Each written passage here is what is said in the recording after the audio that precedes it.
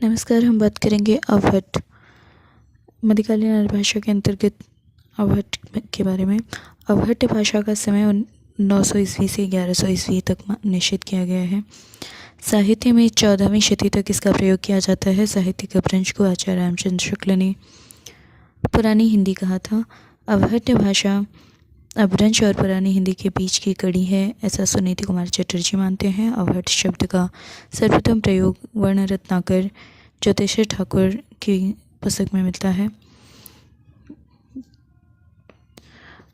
संदेश राशक अद्धमाण को ही अब्दुल रहमान के नाम से भी जाना जाता है में अवहट्ट का उल्लेख मिलता है। प्रकृत पैलंगम के टीकाकार वंशीधर ने इसकी भाषा को अवहट्ट माना है।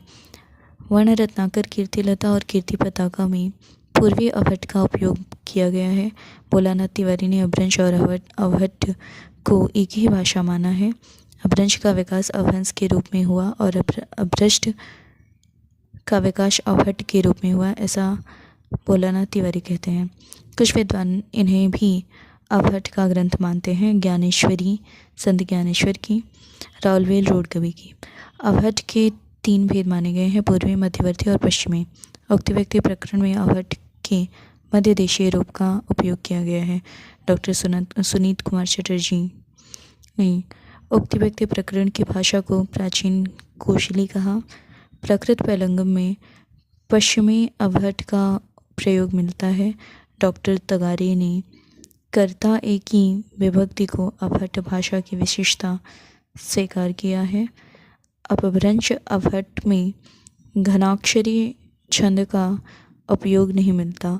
अपभ्रंश और अवहट्ट में चौपाई छंद में 15 मात्राएं होती हैं। अब हम बात करेंगे पुरानी हिंदी के बारे में। चंद्रधर शर्मा गुलेरी ने परवर्ती अपभ्रंश को ही पुरानी हिंदी कहा है।